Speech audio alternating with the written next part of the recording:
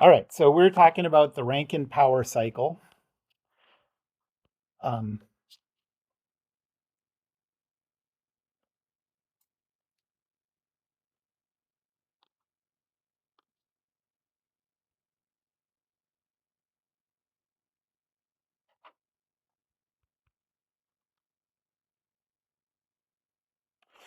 and now we're going to go into an analysis. So, who remembers what we did last time? We went over the steps of the Rankine power cycle and possible different cycles like expansion turbines. What think help? Yeah, and what we yes, we did go through that stuff, and what we were showing was we were able to derive the efficiency of an ideal power cycle by using the ideal Rankine cycle.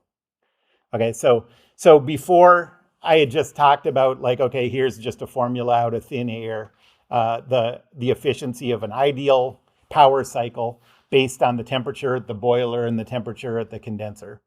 And then we were able to use this specific ideal power cycle, the Rankine power cycle, to show why that's the ideal efficiency. That's an ideal efficiency. Um, Now we are going to go through a calculation to determine the efficiency of the Rankine cycle in terms of enthalpies at each one of these states. So let's go through again what we know at the various points of the Rankine power cycle. So first of all, it is a power cycle. And so you can think of that this way. You always have a boiler. This is our hot temperature. This is our system.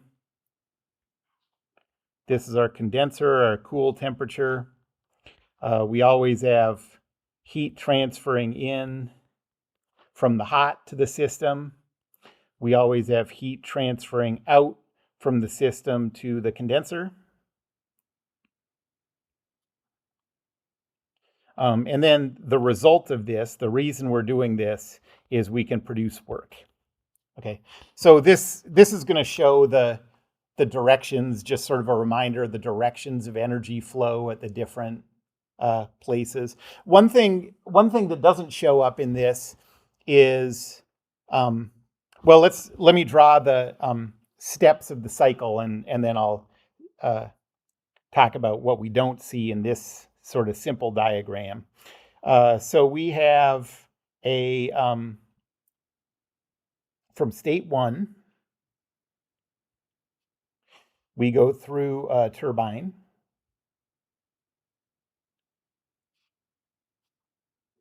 To state two.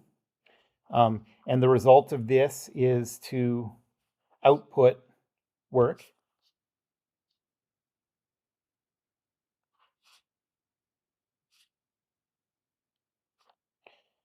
This is an isentropic turbine. Who remembers the rules for isentropic? What isentropic is sort of shorthand for what two things? Entropy. Yeah, that's right. But then kind of maybe besides thinking of it in terms of entropy, it means two things, two conditions that have to hold. No heat exchange, that's right. And then no internal irreversibilities. Has to be internally irreversible. Then we go through the condenser.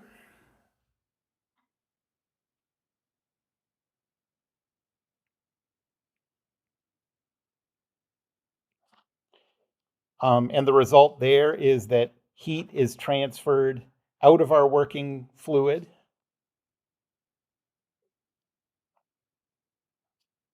So this is our cold, our heat to the cold reservoir.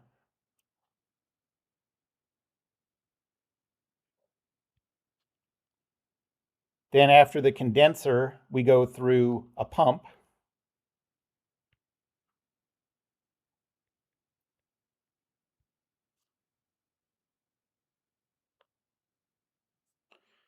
To get to state 4. What's the reason we have to go through a pump? We need to so Yeah, that's right. Because in our last step, we're going to have to go. So we need it to come out of the boiler at a very high pressure in order to power the turbine. turbine loads the pressure and then the pump raises it back up. That's right. That's exactly right. So, and so this is the boiler.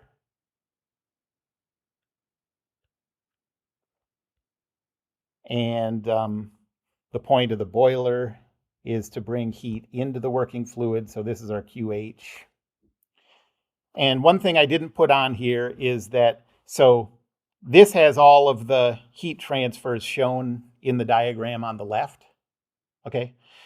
But there's something missing in the diagram on the right. And that is that in order to power a pump, you have to put work in. So I'm going to call this the work of the pump. And that's going into the system.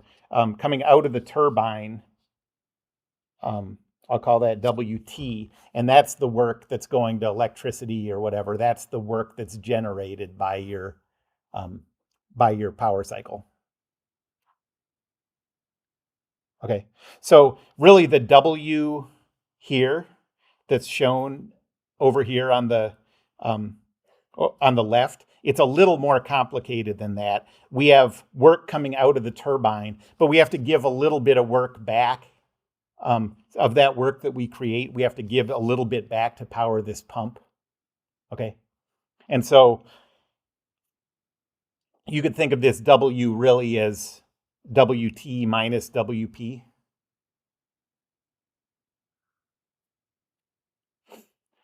And then the last way we can think of this is sort of to visualize this overall process is a temperature specific entropy diagram. There's the vapor dome and the process for an ideal Rankine cycle. We'll change that in the future, but right now we're doing the ideal Rankine cycle. We have state 1 here. What phase is the working fluid at state 1? You can tell from looking, remember, you can tell from looking at this temperature entropy diagram. It's a saturated vapor. Saturated vapor, that's right. And then from state 1 to state 2, you can see we go through this. Okay, so this is a turbine. And let's say on each of these, let me say this is isentropic. This is, the condenser is isobaric, the pressure stays the same. The pump is isentropic. And the boiler is isobaric.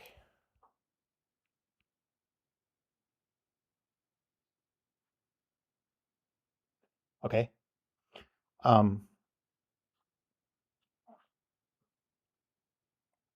So now using this stuff from state 1 here, we're going through an isentropic turbine.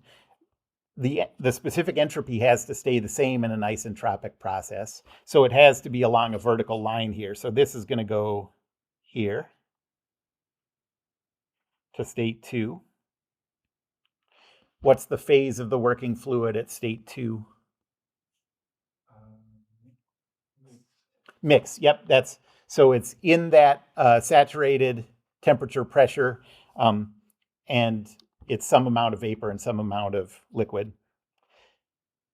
And then it's going to stay saturated, but go all the way over to here. What's the phase at state 3? Compressed liquid. Well, look at where it is on the vapor dome. Saturated liquid. That's right. And then the last step. No, not the last step. So now we're going to go from 3 to 4. This is the pump.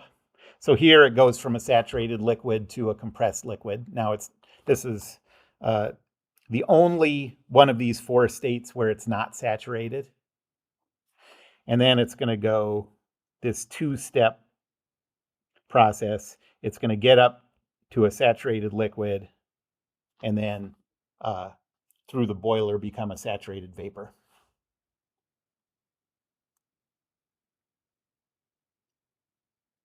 Okay. So now we're going to go through the steps one by one, and we're going to come up with an expression for the efficiency of this thing.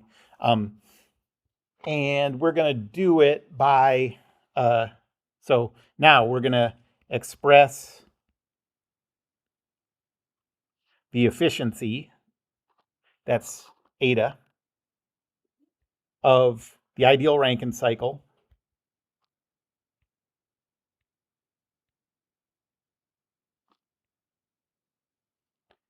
entirely in terms of specific enthalpies.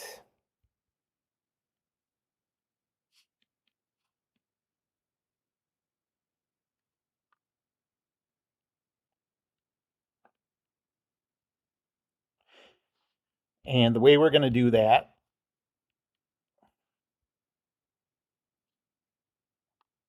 for each process is we're going to use the first law for control volumes.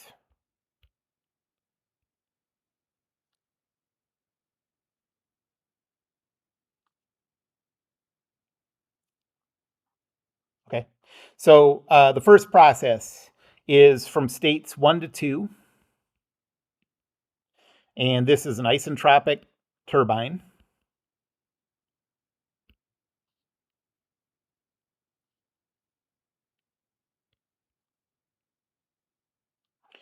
Isentropic, remember, means Q dot for the control volume is equal to 0. That's required for isentropic. And we're going to assume that it's steady state. All of these we're going to assume are steady state. So I'll write out the first law. We have d dt is equal to Q dot minus W dot plus M. I'll leave the I's off because it's steady state. So M dot times the quantity HI plus VI squared over 2 plus GZI minus M dot times the quantity HE plus VE squared over 2 plus GZE. And now we're going to start canceling stuff. Steady state means this goes away. No heat transfer, so this goes away. We don't care about these.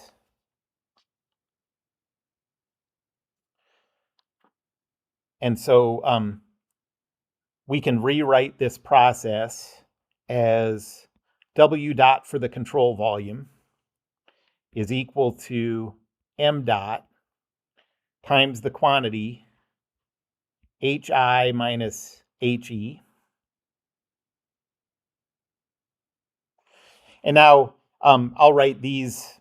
I'm going to always replace these, since we're going to do this for multiple processes. I'm going to replace these with the specific enthalpies at the state that these represent.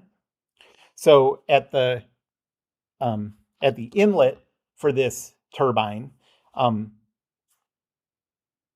what state are we at? We're at the saturated vapor. Yeah, so that's the phase, and we're at state 1. Okay, so this is H1 minus H2. You know what I mean? So we're just going to replace all the inlets and exits with the actual state of the 4 states in the cycle. And then we have to think for a second, what direction is, so what we're calling a positive W turbine, W sub T, is that entering or leaving the system? Does that match or not match with the first law sign convention? Yeah. It's leaving the system. So is this, so do we leave this sign the same or switch it? You know, is it the same sign as the first law sign convention or the opposite? The same. Same, exactly. W is positive if it makes work onto the. Yes, perfect, exactly. So I'll rewrite this. I'll divide the m dot over, and what we have is that we have the work dot produced by the turbine divided by m dot is equal to H1 minus H2. So that's an expression for the work that we get out of the turbine.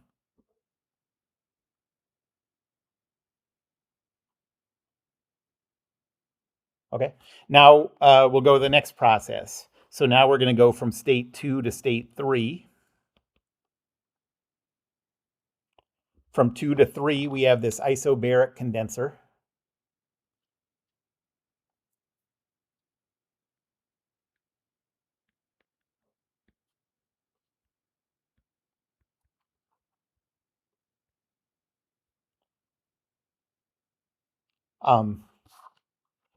And so we'll go to the first law again. And again, we're going to assume that it's steady state.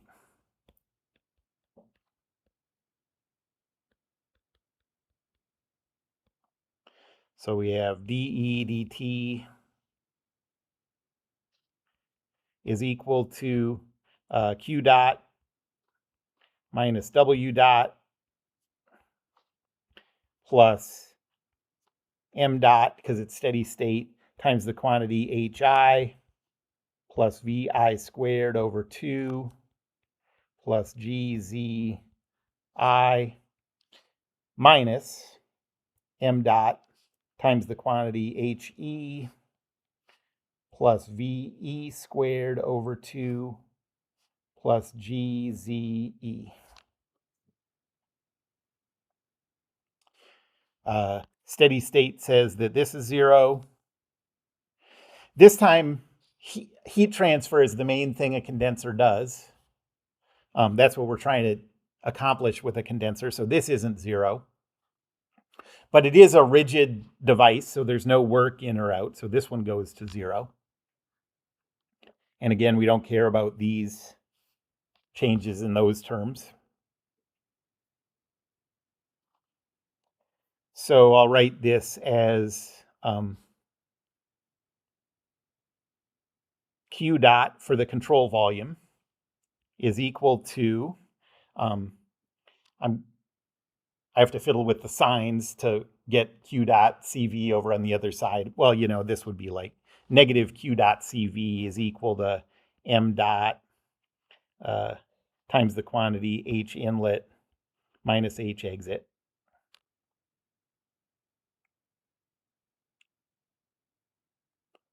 Well, I'll just leave it like that because remember the sign convention for the first law says that positive heat is entering the system.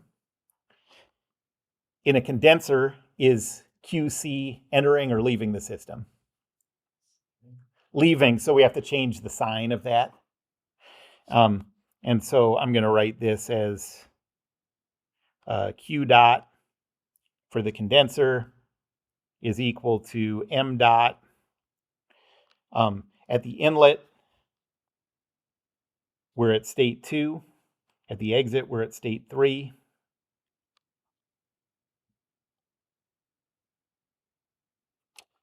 And so now I'll just divide both sides by M dot, and I get QC dot over M dot is equal to H2 minus H3.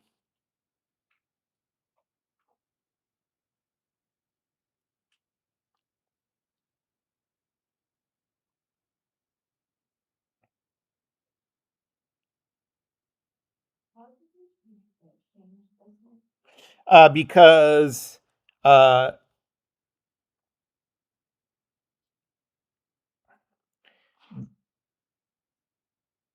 positive QC dot is heat leaving the system.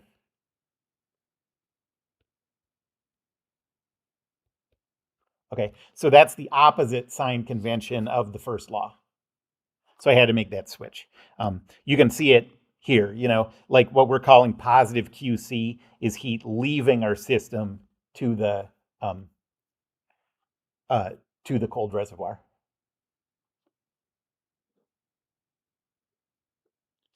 So now we're going from state 3 to state 4.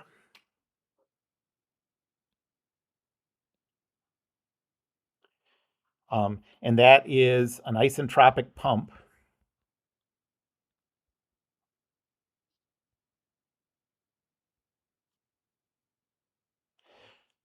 And again, one of the meanings of isentropic.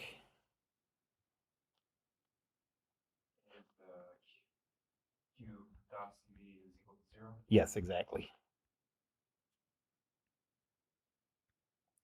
So we're going to take advantage of that, and we're also going to assume that this is steady state.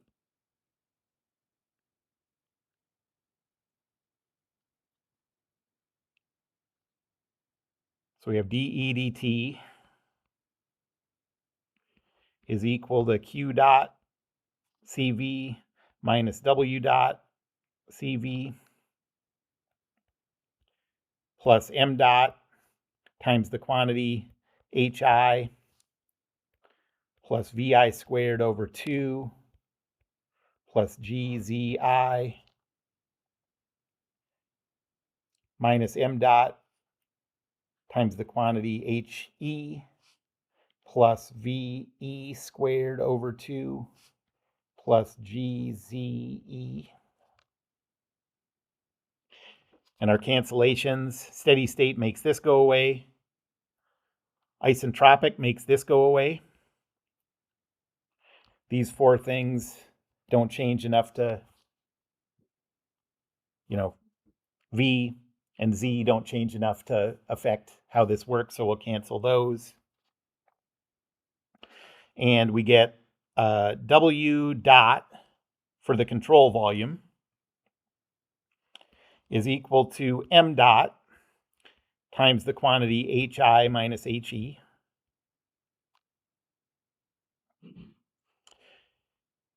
Now we have to think about how, so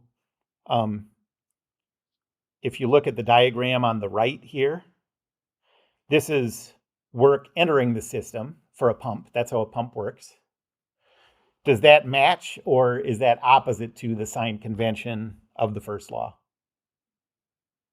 It's opposite. Um, you know, positive W in the first law is work leaving the system being done on the surroundings. And so we'll change this to negative work dot for the pump is equal to M dot. At the inlet, we're at state 3. At the exit, we're at state 4.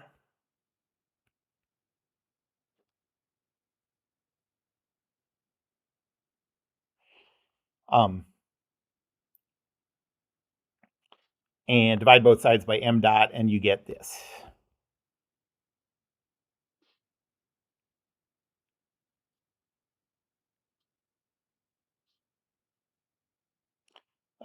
I'm just going to, in order to get rid of that negative sign, I'll multiply both sides by -1, which just flips the order of these. So we have H4 minus H3.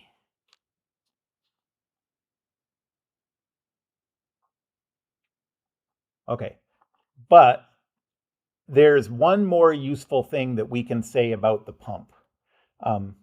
So sometimes this will be useful, but a lot of times we'll use another thing.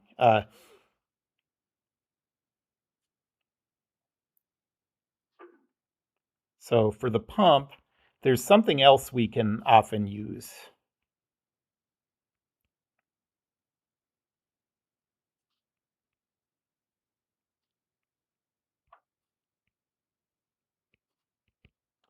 And that is that if you look at the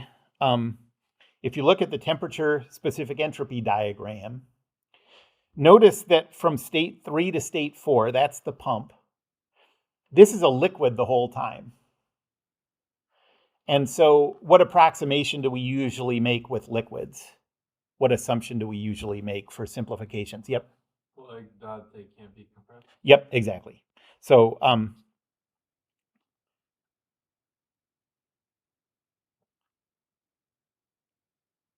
so it's liquid the whole process from state 3 to state 4.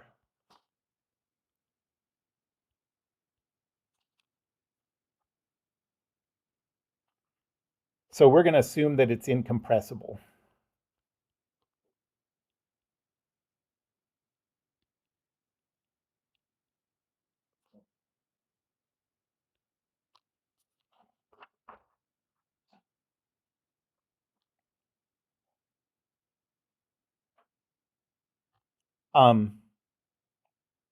And so I'm going to start with the TDS equation here. Under what conditions can we use the TDS equation? This should be like in your sleep, you should say this to your mom when she... All conditions, yeah. So we don't have to worry about whether it applies. So we'll start with what the TDS equations. TDS is equal to DH minus VDP. This is just the second one of those.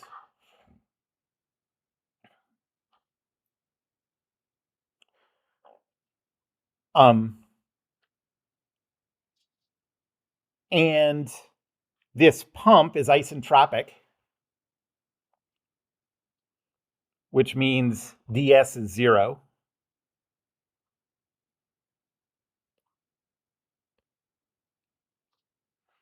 So we can rewrite this as dH is equal to VDP.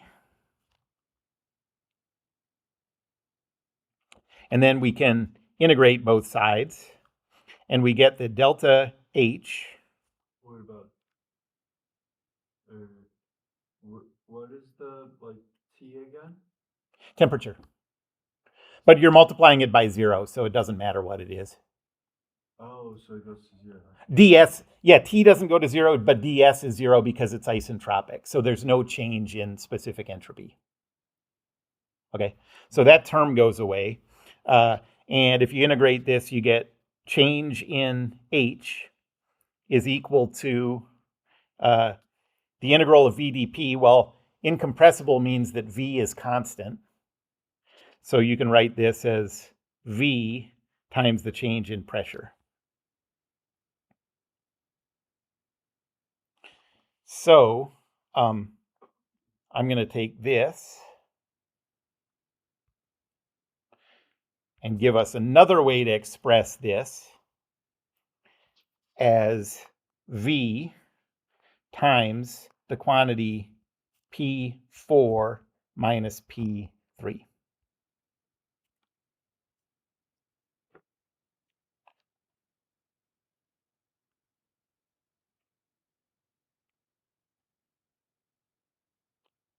So we have two ways to express this for the pump.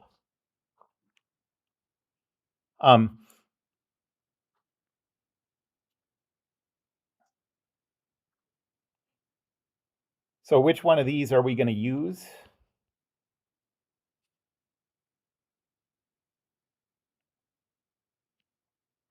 It just depends on what you're given in the problem.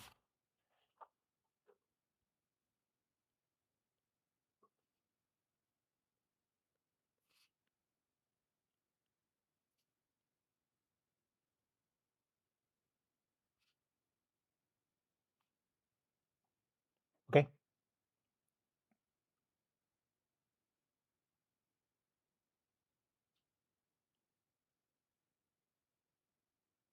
And then the last step is from state 4 to state 1.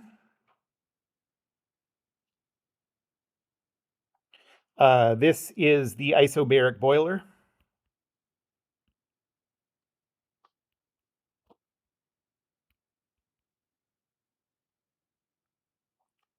We're going to assume this is steady state, just like we have for all of these.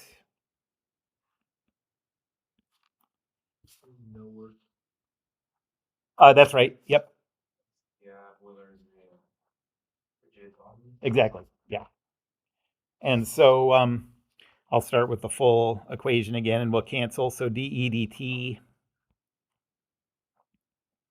is equal to Q dot minus W dot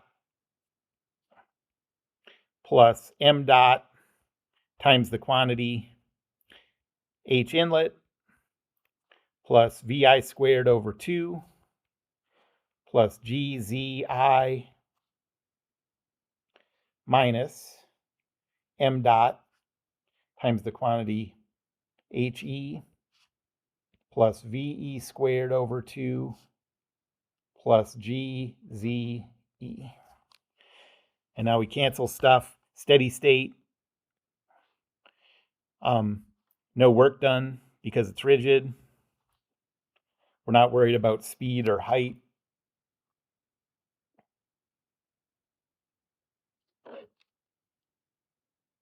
And so I can write this as Q dot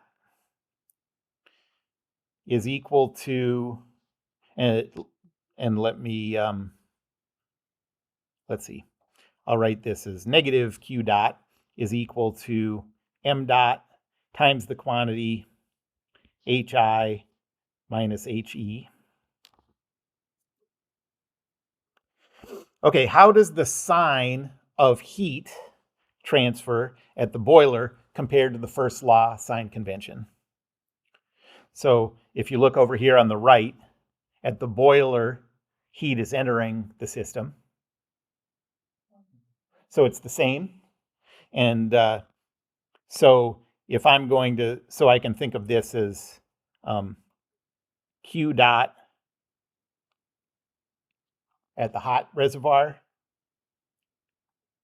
is equal to negative M dot times the quantity H at state 4 minus H at state 1. And now I can just switch, multiply that negative through, and you get QH dot over M dot is equal to H1 minus H4.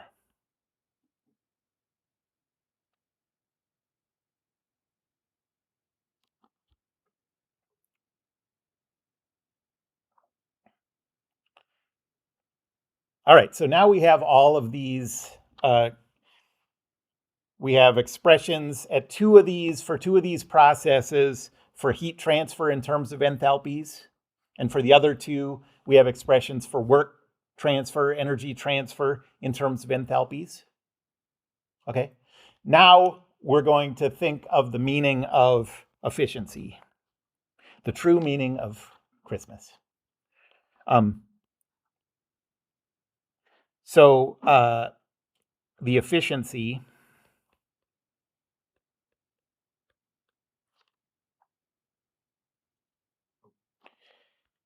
is equal to, well, we know from way back when we first started talking about efficiency of power cycles, when we were thinking about it in the most basic way, we're trying to get work out of this. So we can think of it as W dot.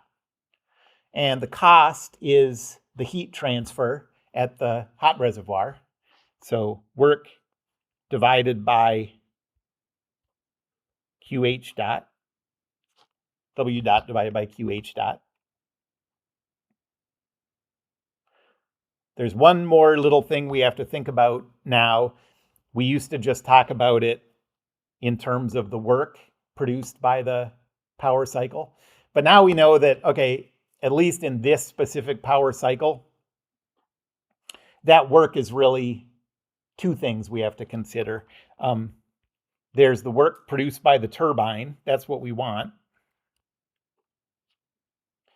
And then we have to subtract a little bit of work that we generate in order to run the pump. So minus W pump dot, and all this divided by QH dot.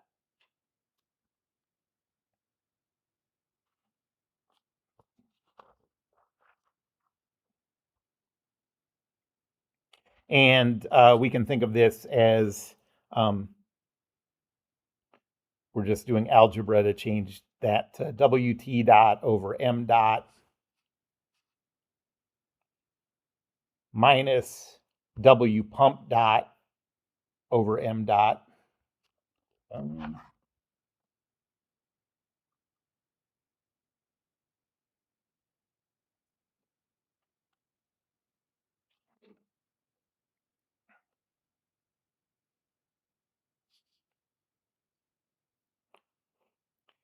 Divided by QH dot over M dot.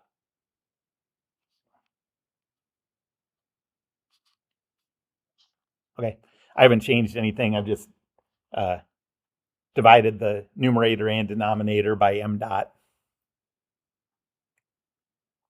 And now we can plug in our expressions for these things in terms of H's. So WT dot over M dot is H1 minus H2.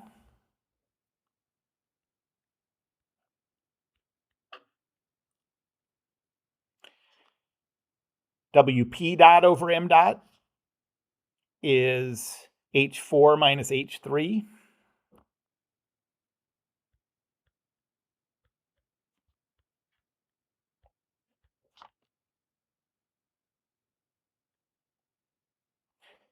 QH dot divided by M dot, where was that? H1 minus H4.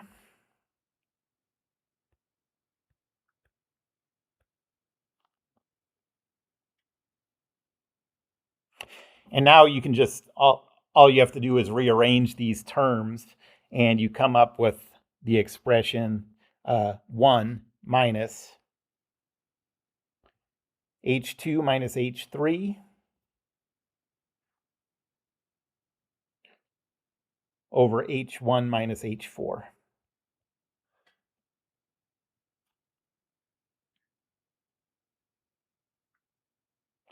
So there's our expression for the efficiency of the cycle in terms only of enthalpies.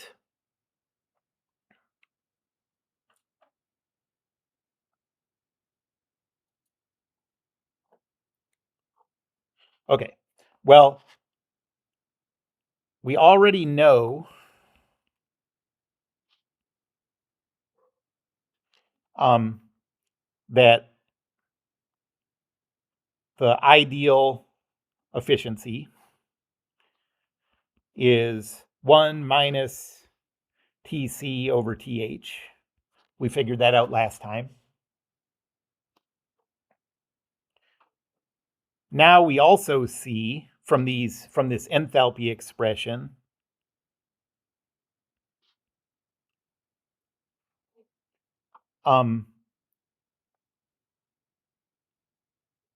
so this efficiency is 1 minus H2 minus H3 divided by H1 minus H4. And from this, you can see that this thing is more efficient. This cycle is more efficient as the pressure at the boiler goes up and or the pressure at the condenser goes down.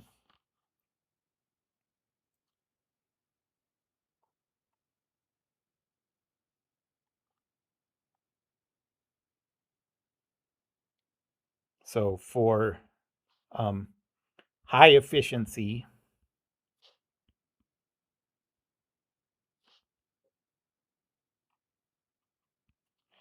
what you want is a high temperature and a high pressure boiler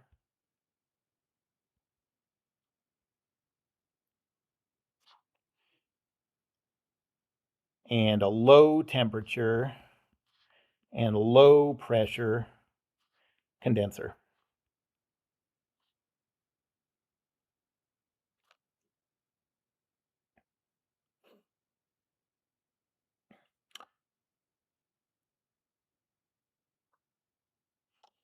Somebody asked me uh, maybe a week or two ago, are there ever any cases where, we've talked about the critical point when we look at the temperature, pressure, volume, surface. Um, are there any cases where, for thermodynamic benefit, we want to use supercritical fluids? Where we want to use things where the pressure and temperature are above the critical point. Well, this way of thinking about a power cycle suggests that, maybe it would be beneficial to have something with as much temperature and pressure as you can as your working fluid. And yes, it turns out that for power cycles, it can be beneficial to have a supercritical fluid coming out of the boiler, because that's something that has a very high pressure and a very high temperature. There's a lot of other problems that come with that. We'll talk about that a little bit, but there can be a benefit for that. So not all power plants and power cycles use supercritical fluids coming out of the boiler, but some do. Okay. And then there's one other definition I need to give you. That's called the back work rate. Back work rate.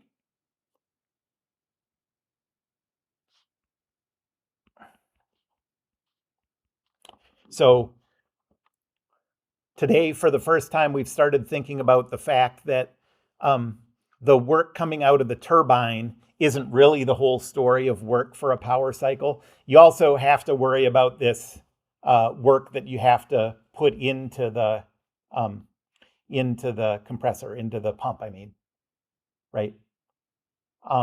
And so back work rate, people just call it BWR as like a variable, is the work rate going into the pump divided by the work rate coming out of the turbine.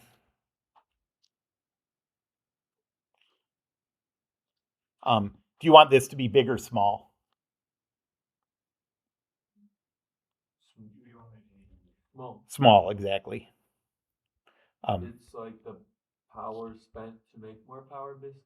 Yes, that's right. So if this is equal to 1 or more, once it gets to the where this is equal to 1, your power plant is useless. You're spending just so much energy. Yeah, to make that. exactly. Right. So you definitely want it less than 1, and you want it as small as possible. But it can't be any smaller than 0 because these are both positive.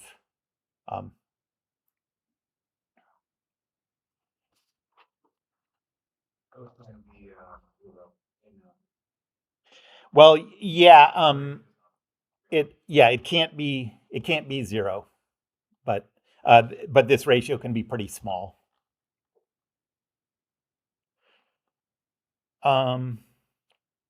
Okay, so I'm going to write down the example problem we're going to do next time, and I'm just going to talk about how we'll go through it. I am going to give you a problem or two to do. The test is on Friday, Yeah, that's right. Test on Friday, and it won't have any of this stuff. and the weekly assignment is due on Wednesday. I don't remember. Is that true? Yeah. Okay. Okay. Okay, so for an ideal Rankine cycle,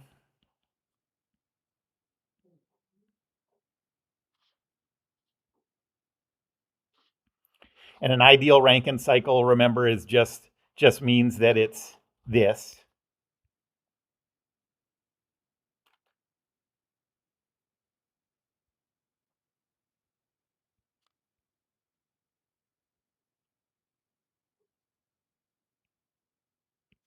So that's the only type of Rankine cycle we've discussed so far. Water is the working fluid.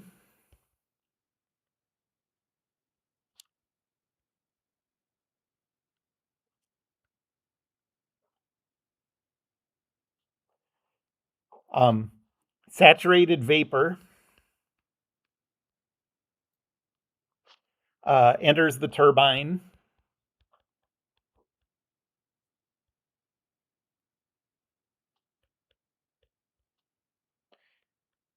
At 8.0 megapascals.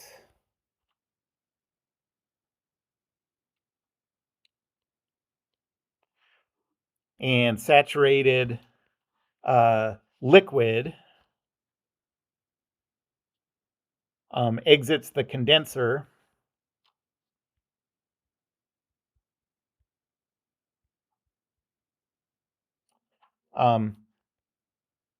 at 0.08 megapascals. The net power output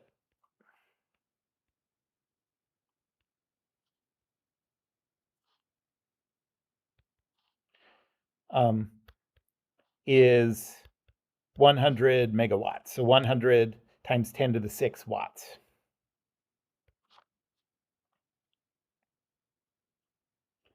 And we want to calculate the following.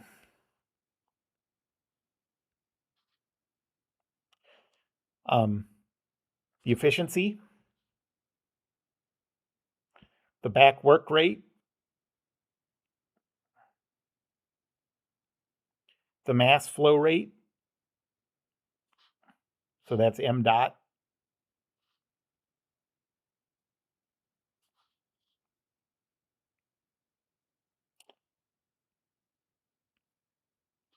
the heat transfer rate at the boiler, the heat transfer rate at the condenser,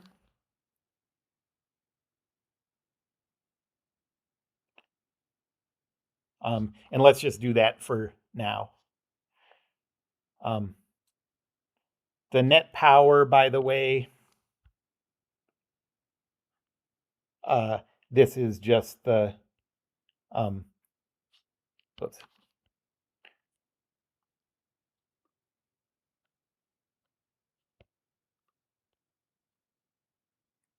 What is going on?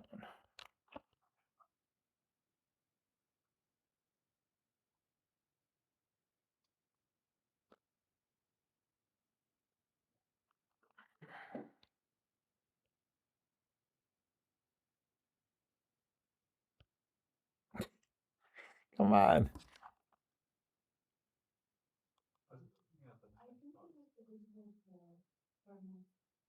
The what? This thing?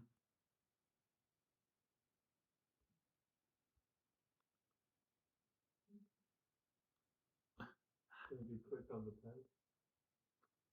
I don't know. Okay. So this is the work rate.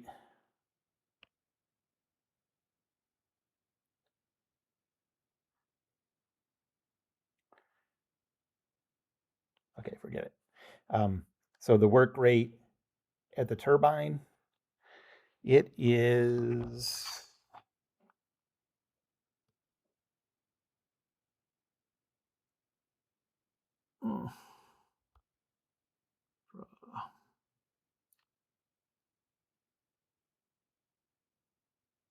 work. It's on some, for some reason it's suddenly okay. Look, I'm sure it thinks this is very funny, but that net power output, put this in your notes. That net power output is W dot for the turbine minus W dot for the pump. Okay.